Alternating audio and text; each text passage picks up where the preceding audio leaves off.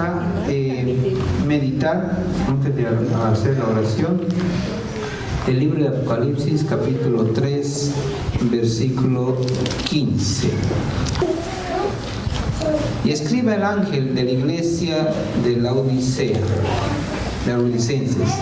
Estas son las cosas que dice el Amén, el testigo fiel y verdadero, el principio de la creación de Dios.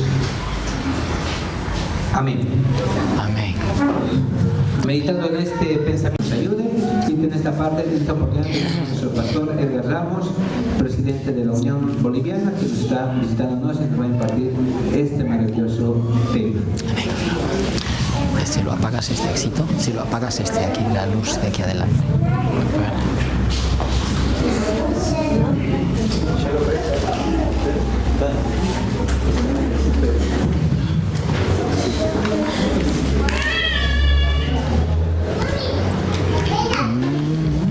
Bueno. Este se va a mover. ¿Ya tiene? ¿No sirve? Ah, ya. Está bien. Bien, hermanos, un feliz santo sábado para todos los hermanos y hermanas, a nuestros queridos niños, jóvenes, todos seamos bienvenidos a la casa de nuestro Dios. Estamos aquí, hermanos, para adorar al Señor. Estamos aquí para gozarnos de la presencia de Dios. Hemos venido a su presencia para también recibir sus bendiciones. Nadie debe salir de este lugar sin la paz, la bendición, sin la salvación, sin la misericordia del cielo. Es por eso que debemos mantenernos en un espíritu de oración.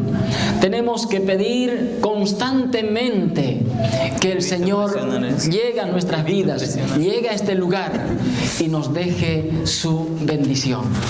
Queridos hermanos, estamos en el mes del centenario del movimiento de reforma. Del 14 al 20 de julio de este mes estudiaremos una revista muy especial. Creo que ustedes ya lo tienen en sus... ya con ustedes. Estudiaremos esta revista recordando 100 años, celebrando 100 años del pueblo de Dios, de la Iglesia Adventista del Séptimo Día, movimiento de reforma. 100 años de vida, 100 años de existencia, 100 años de trabajo, 100 años de misión, 100 años de anunciar el Evangelio del reino a este mundo. El movimiento de reforma, hermanos, está en más de 140 países en el mundo. Y tenemos aproximadamente cerca de 100.000 personas que sábado a sábado estudian la palabra de Dios. No estamos hablando solamente de personas que son bautizadas, sino también de personas que son oyentes, que participan con nosotros en el estudio de la escuela sabática. El movimiento de reforma es el pueblo que Dios ha escogido para llevar adelante la palabra de Dios, el mensaje de la verdad presente, hasta cuando se termine el tiempo de gracia. Y este estudio que vamos a realizar ahora tiene ese objetivo de compartir con nosotros o de hacernos conocer cuál es nuestra identidad. ¿Quiénes somos como pueblo? ¿Quiénes somos como parte de este pueblo especial? ¿Quiénes somos cuando decidimos hacer el pacto con Dios mediante el santo bautismo? ¿Qué significa ser parte de esta iglesia? ¿Qué significa ser miembro de esta iglesia? ¿Qué significa ser una persona activa en este pueblo especial? Hermanos queridos, el día miércoles hemos entendido a la luz de la palabra de Dios de que el fundamento de la iglesia, el autor de este pueblo maravilloso, no es un hombre. Quien estableció la iglesia no es un pastor, no es un personaje humano. Quien estableció el verdadero pueblo de Dios es justamente nuestro Señor Jesucristo. Él es el fundamento de la iglesia, Él es la base de la iglesia, Él es el centro de la profecía, Él es el centro de la historia. No podemos hablar de profecías, no podemos hablar de historia, no podemos hablar de doctrina, no podemos hablar de pueblo verdadero de Dios sin exaltar, sin darle el debido lugar al fundamento de la iglesia. Y el fundamento del pueblo de Dios es nuestro Señor Jesucristo. Sobre esta roca está edificada la iglesia, sobre esta roca está edificado el pueblo de Dios. Y la palabra del Señor dice que ni las puertas del infierno ni del Hades prevalecerán contra ella. ¿Nos alegra esto, hermanos? ¿Sí o no? ¿Amén? A mí me da mucha alegría. Porque uno desde el libro de Génesis hasta el libro de Apocalipsis, uno ve al Señor Jesús, que es el fundamento de la iglesia, lo ve caminando, lo ve dirigiendo a su pueblo, como un padre ayuda a sus hijos de sus entrañas.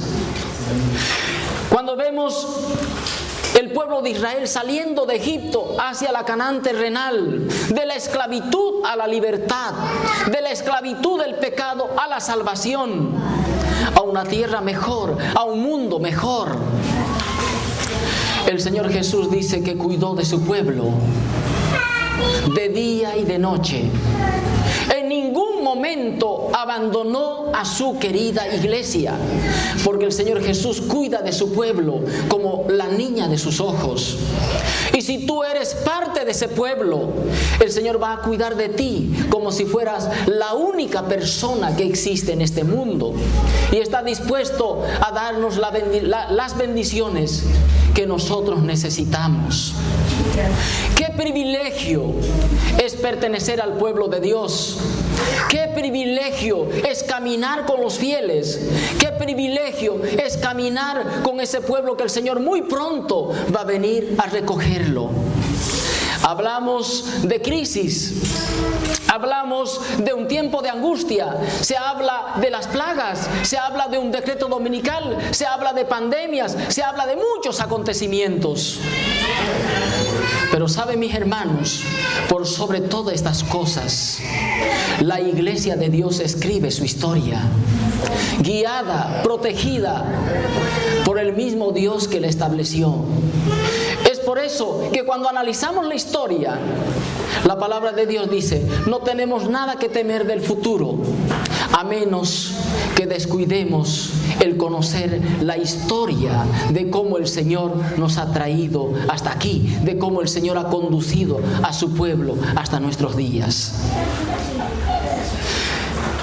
100 años de historia en el movimiento de reforma. 100 años. Va a haber temas especiales para esto. Pero hoy, adelantando un poco, 100 años de reforma, desde 1925 hasta el año 2025. ¿Quién es el pueblo de Dios? ¿Qué significa participar de este pueblo glorioso?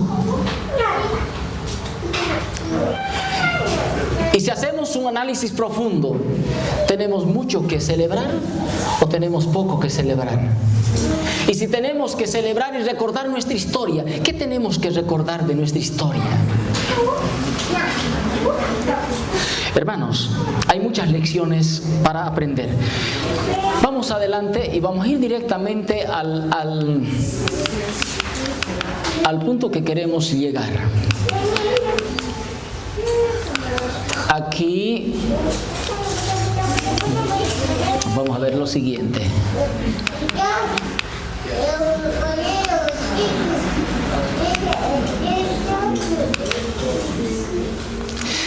De aquí vamos a iniciar nuestro estudio. Vamos a continuar con el estudio que ya hemos venido realizando. El capítulo 2 y 3 del libro de Apocalipsis nos habla de ¿cuántas iglesias? De 7 iglesias. La primera iglesia o el periodo es Éfeso. El segundo periodo es Esmirna. El tercer periodo es Pérgamo. El cuarto periodo es Tiatira. Y el quinto periodo es Sardis. Y el sexto periodo es Filadelfia. Y el séptimo periodo es Laodicea. Laodicea.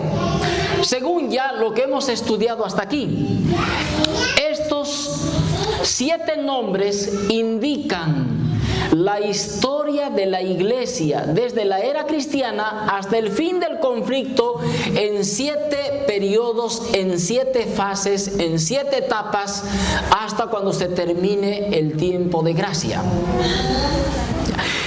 Eso está explicando el capítulo o los capítulos 2 y 3 con relación a las 7 iglesias del Apocalipsis.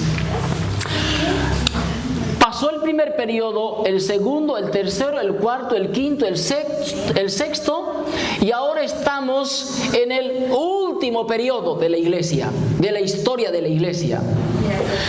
Estamos en la etapa final, estamos en el fin ya de la crisis de los siglos. Eso nos dice el mensaje a las 7 iglesias. Y aquí está el periodo, se llama Laodicea. Ya, Laodicea. Desde el año 31 hasta cuando se termine el tiempo de gracia. Estamos hablando de estos años. Mire, aquí rapidito como un recordatorio. El periodo de Éfeso, del 31 al 100, Esmirna, del 100 al 313, Pérgamo, del 313 al 538, Tiatira, del 538 a 1517 o 1798, no hay problema en esto. Sardis, 1517 a 1833 o 1798 a 1833. Filadelfia, el sexto periodo de 1833 a 1843 o 1834 a 1844, son los años aproximados. Laodicea, desde 1844 hasta el fin de la puerta de la gracia o el fin del tiempo de la gracia. Vamos a sacar algunas lecciones de los últimos periodos. Sardis. Este periodo de Sardis, hemos dicho, ¿va de qué año a qué año?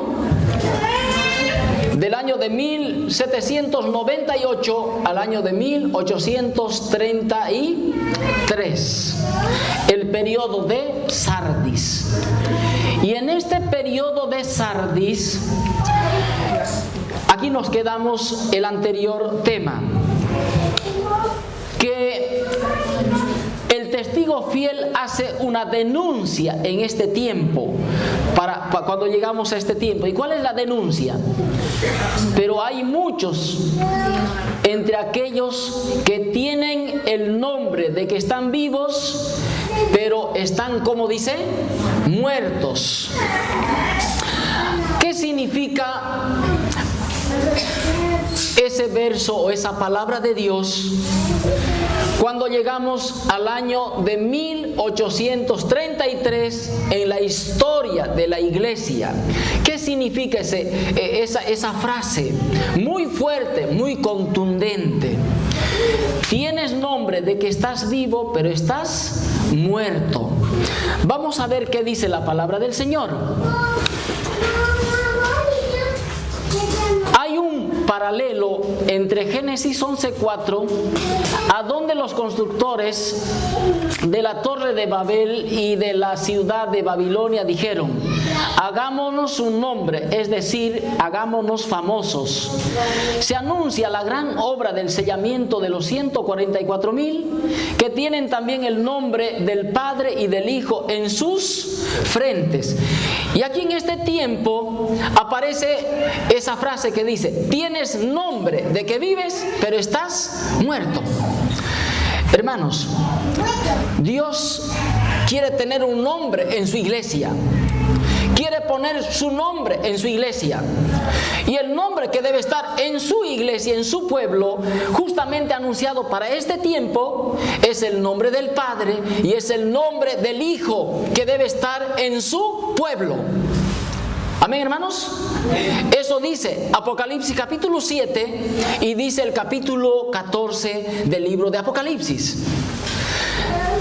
Hermanos, si Dios tiene ese plan maravilloso con su iglesia, ahora vamos a ver que el diablo, Satanás, también tiene un plan de colocar ¿qué cosa? En su iglesia, en su pueblo. También su nombre. Y sabe, hermanos, cuando hablamos de estos dos proyectos, tanto de parte de Dios como de parte del enemigo, el nombre tiene una gran importancia en la iglesia para nosotros hoy, según la misma palabra de Dios. ¿Qué significa? Que el nombre debe ser puesto en nuestras vidas y en su pueblo. ¿Qué significa? No olvidemos que el anterior verso aquí, el anterior verso dice: tienen nombre solamente que están vivos, pero ¿cómo están? Muertos. ¿Tiene importancia entonces el entender qué significa el nombre? ¿Sí o no? Porque el sello del Dios vivo, después del año de 1844 en adelante, consiste en que el nombre del Padre y del Hijo debe estar en la mente, en la conciencia del pueblo de Dios. Ahora, hermanos, ¿qué significa tener el nombre? En resumen, tener el nombre de Dios en la iglesia y en la experiencia de cada uno que somos parte de la iglesia significa que el Señor va a poner su carácter de obediencia, de amor en nuestras vidas. ¿Qué significa, hermanos? Que Dios va a poner su carácter de amor y de obediencia en nuestras vidas. Si no hay esto, no hay sello del Dios vivo. ¿Está bien? No hay sello de Dios vivo. El carácter de Dios debe ser reproducido en su pueblo, en su iglesia. Y no solamente por el nombre, sino dice por la vida de la iglesia. Y de ahí, hermanos, que es importante entender esto ahora cuando dice que ahora Dios quiere poner su nombre y el enemigo quiere poner su nombre también. Y vamos a ver qué significa esto. Mire, ¿qué pasó? Les dije que no vamos a hacer un estudio solamente histórico, sino vamos a hacer un estudio de la iglesia histórico-doctrinario. ¿Ya? Un estudio histórico-doctrinario del pueblo de Dios. Los reformadores comenzaron bien, pero muchos de sus sucesores no eran, como dice, consagrados como ellos, y sus obras no eran perfectas ante Dios. Tenían un nombre de que viven, pero estaban muertos a la piedad, como dice, vital. Vivos de nombre, pero muertos en la vida. Así llega la historia de la iglesia para los años de 1800, para los años de 1833 o para el año de 1844. Solamente con nombres de vivos, pero ¿cómo estaban? Muertos. Dice aquí abajito: finalmente, en la época de John Wesley, las condiciones eran tales que muchos de nuestros o de los ministros de la iglesia, de las iglesias establecidas, eran borrachos y libertinos, y entre la gente eran los más degradados. Habían caído, como dice aquí, en un formalismo sin vida. ¿En qué habían caído, hermanos? en un formalismo sin vida. Venir a la iglesia, hermanos, aquí, ¿es una forma, es un formalismo o no es un formalismo? ¿Sí o no? Sí. Sí. Venir a la iglesia es una forma. ¿De acuerdo? Llamarse cristianos es una forma. Decir soy un hijo de Dios es una forma. Decir que soy un candidato para el reino de los cielos es una forma. Decir que soy parte del pueblo de Dios, de la iglesia adventista del séptimo día, movimiento de reforma, ¿qué es esto? Es una forma. Pero sabe, hermanos, más allá de la forma, debe haber piedad vital, como dice, y debe haber un formalismo, no sin vida, sino debe haber un formalismo con vida. Es por eso, hermanos, que cuando el enemigo quiere poner su nombre en su iglesia y Dios quiere poner su nombre en su iglesia, hermanos, hay una lucha de adoración, es un sistema de adoración. ¿O no es así, hermanos? Es un sistema de adoración. Y cuando decimos que es un sistema de adoración, no estamos inventando, hermanos, este mandato divino, sino que el mismo libro de Apocalipsis, proféticamente, cuando lleva a la historia de la iglesia, o muestra a la iglesia en su historia para el año de 1844, ahí dice, y adorad a aquel que hizo los cielos y la tierra, el primer mensaje. Entonces, hermanos, desde 1844 hay una lucha de adoración. No es solamente la forma, hay un contenido, hay un fondo, y ese fondo es muy intenso. Si nosotros no entendemos la lucha del fondo, hermanos, vamos a quedar sin el sello del Dios vivo. Si no entendemos el problema de fondo, vamos a quedar sin el sello del Dios vivo. Porque hoy en el mundo hay muchos cristianos de forma, pero no cristianos de fondo. Y este es un problema muy grande. Mire, hermanos, vamos un poquito más adelante. Dice: por mi parte, no puedo deplorar lo suficiente la triste condición de las iglesias reformadas que han llegado a un punto final en religión y no quieren ir más allá de lo que fueron los promotores de su reforma. Esto lo está diciendo un comentarista aquí, ¿ya? Ahora, esto dice la palabra de Dios. Mire qué dice. Los que recibieron las grandes bendiciones de la reforma no avanzaron. ¿Qué vamos a celebrar, hermanos, hoy, en este mes de julio? ¿Qué se va a celebrar? Los 100 años de la reforma. Cuando llegó el año 2017, todo el mundo celebró los 500 años de la reforma. ¿Recuerdan o no? Yo no sé si por aquí en Santa Cruz, yo no estaba ese tiempo aquí, estaba por el occidente, pero yo no sé si en Santa Cruz aquí ustedes o algún pastor o algún predicador habló de los 500 años de la reforma. 1517 al año 2017. Esa grande reforma que marcó un antes y un después en la historia del mundo, que puso fin a la edad, como se dice, media. ¿Estamos de acuerdo o no? Entonces, con Martín Lutero, eso el mundo no lo niega. En la historia mismo está escrito todo esto, con Martín Lutero. Pero ¿saben, mis hermanos? Ahora, muchos celebraron.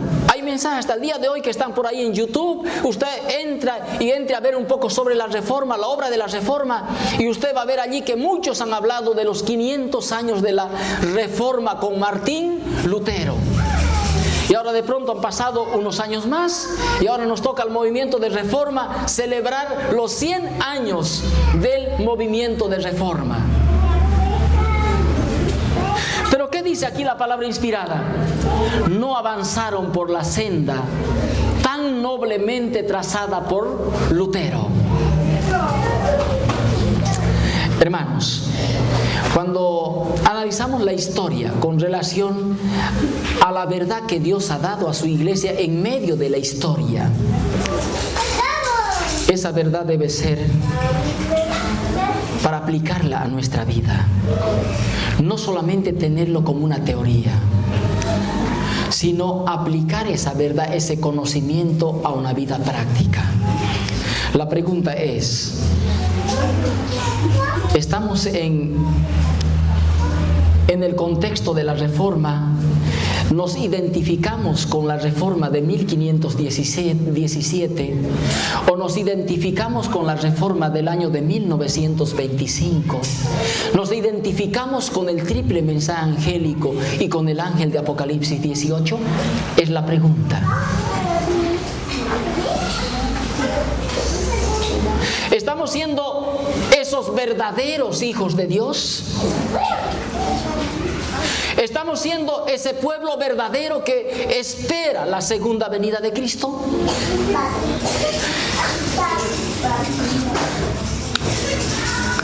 Miren, vamos a ver aquí. Se manifestó el mismo espíritu, dice, de somnolencia, el mismo respeto por las opiniones de los hombres, la misma actitud de mundanalidad, el mismo reemplazo de las enseñanzas de la palabra de Dios por teorías humanas. Se fomentaron el orgullo, la ostentación, cubriéndolos con la carpa de la religión simplemente, o la capa de la religión. Las iglesias se corrompieron al aliarse con el mundo. De ese modo se degradaron los grandes principios por los cuales Lutero y sus colaboradores hicieron tanto y sufrieron tanto. ¿Cómo estamos viviendo nuestro cristianismo?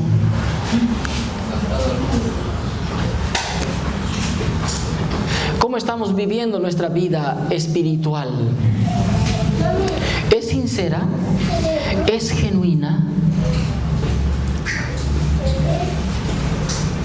¿Es pura? ¿Es separada del mundo? ¿Es separado de la apostasía? Nuestra vida espiritual es separado de la somnolencia, como dice aquí. ¿Está separada de la tibieza?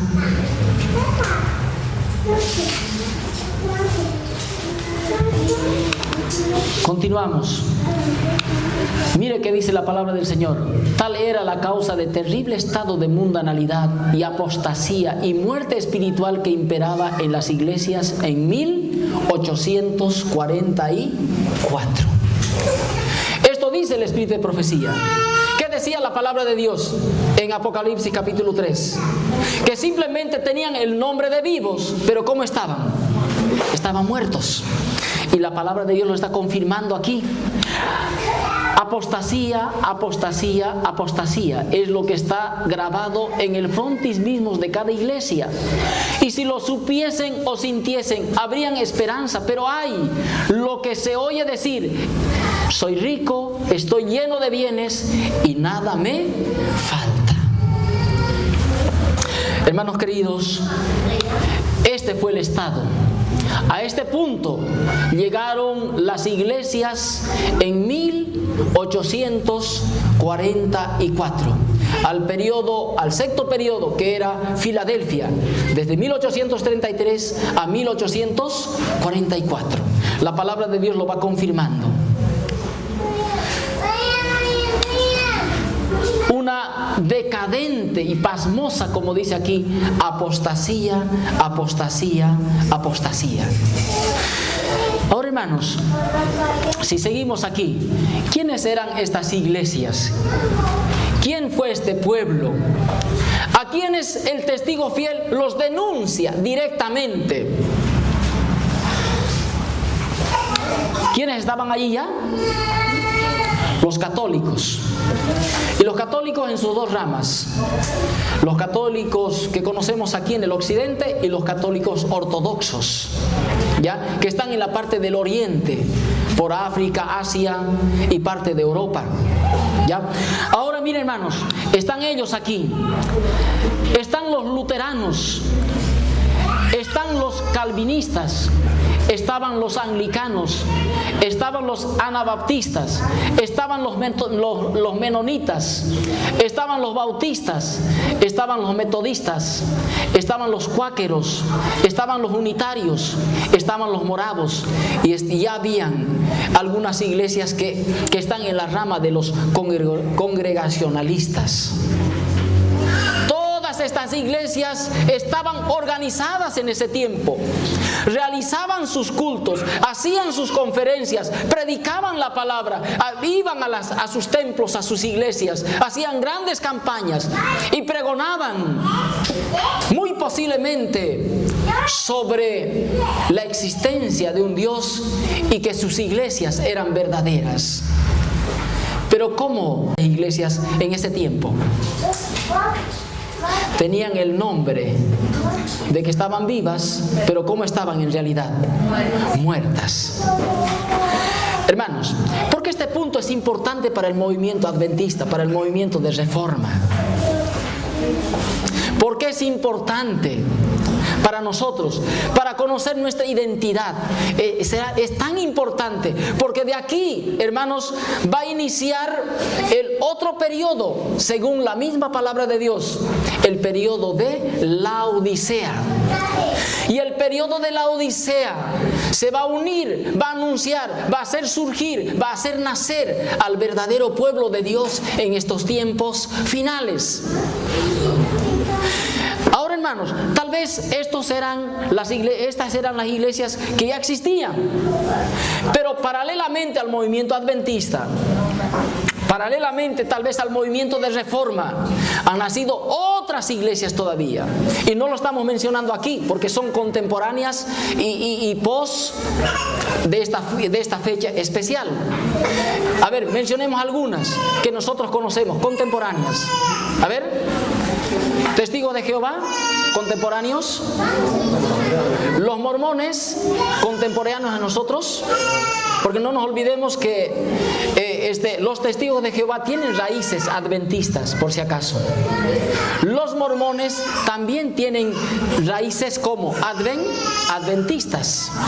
Cuando estudiamos sobre la historia de la iglesia o de las iglesias, están los asambleas, están los pentecostales, están otras iglesias. A ver, dígame otra iglesia por ahí. Cristo viene, Querigma, ¿qué más?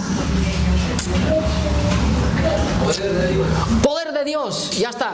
Todo eso son iglesias contemporáneas. Y es por eso que nosotros debemos conocer nuestra historia para saber quiénes somos, dónde estamos y por qué estamos aquí y a dónde vamos. Para que no seamos uno más del montón, sino que seamos ese pueblo fiel que Dios quiere, ese pueblo fiel que Dios lo está preparando para su pronto regreso. Y mire, hermanos, seguimos. ¿Qué decía a todas estas iglesias la palabra del Señor? A todas estas iglesias, ¿qué decía la palabra del Señor aquí? Yo conozco tus obras, que tienes nombre de que vives, pero estás, como dice, muertos. Entonces, ¿sirve estar en alguna de estas iglesias? ¿Sí o no? En estas iglesias, ¿sirve estar en alguna de estas iglesias? ¿Sí o no, hermanos? Según la palabra de Dios. No. No. Porque ellas cayeron 3 veces en apostasía, como dice. En otras palabras,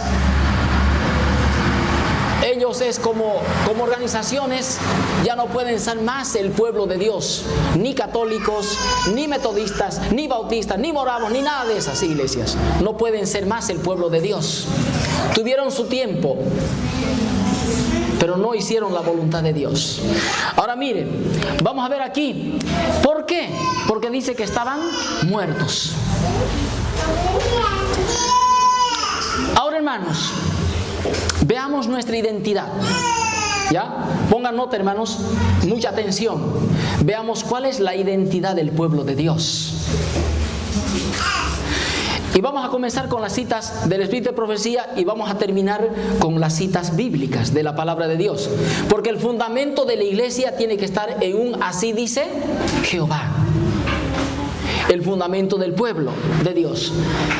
¿Qué dice dice aquí, hermanos, este párrafo inspirado? Dice: los adventistas del séptimo día han sido elegidos por Dios como un pueblo particular separado del mundo. Ahora, quiero que ustedes me respondan: ¿por qué Dios escogió a la iglesia adventista del séptimo día? Respóndame con un texto bíblico. Si hasta aquí están comprendiendo el estudio. Solamente quiero que me digan el texto, nada más.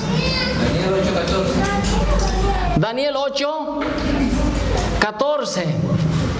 Más o menos, 50%, y eso, ¿está bien? Pero está bien, Daniel 8:14, ya, 50%. Otro verso. Apocalipsis 14:12, también un 50%. Otro verso. ¿Ah?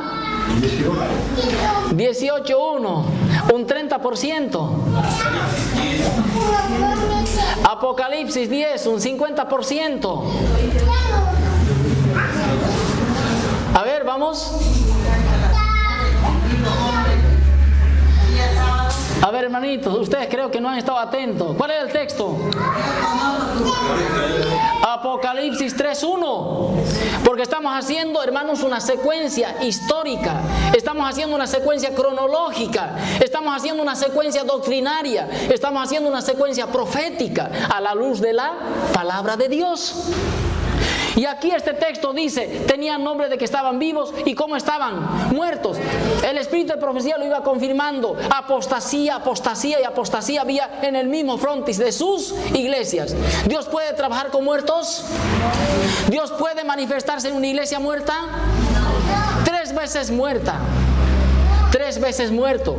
Entonces, ¿por qué Dios ahora tiene que sacar un pueblo, tiene que levantar un pueblo en la historia de este mundo? ¿Por qué? Porque era necesario. Porque las iglesias que se decían ser el pueblo de Dios, ¿cómo estaban? Muertas. Entonces, ¿Dios quiere tener un pueblo muerto o un pueblo vivo? Un pueblo vivo. Hermanos, escuche bien, jóvenes, queridos hermanos, esta iglesia no debe ser y no es una iglesia de muertos. Es una iglesia de vivos. Es una iglesia de fieles. Es una iglesia de aquellas personas que luchan y están perseverando en la verdad presente. Se relacionan con la verdad que Dios tiene para nuestros días. Amén, hermanos. No es una iglesia de muertos. Si usted, hermanos, está muerto, no es su lugar correcto. Y si está muerto, tiene que aprender a vivir, tiene que resucitar, tiene que reavivarse. Porque esa condición no lleva al reino de los cielos. Una condición de tibieza, la Odisea. Entonces, hermanos, mire aquí. Dice: han sido elegidos, ¿por quién dice, hermanos? Por Dios. ¿Quién ha establecido este pueblo? ¿Lo estableció el pastor Jaime White? ¿Lo estableció la hermana White? ¿Ha escuchado usted decir: los adventistas son fanáticos, son whiteistas? ¿Lo estableció esta iglesia la hermana White? No. Jaime White tampoco. ¿Lo estableció Guillermo Miller? Tampoco. Hermanos queridos, a esta iglesia no lo estableció un hombre. ¿Lo estableció quién? Dios mismo. Y como Él lo estableció, hermanos, por eso es que Él quiere poner su nombre en nuestras frentes. Para que no andemos, hermanos, agachados. Para que no andemos avergonzados. Para que no andemos como aquellas personas que están en constante apostasía. No, hermanos.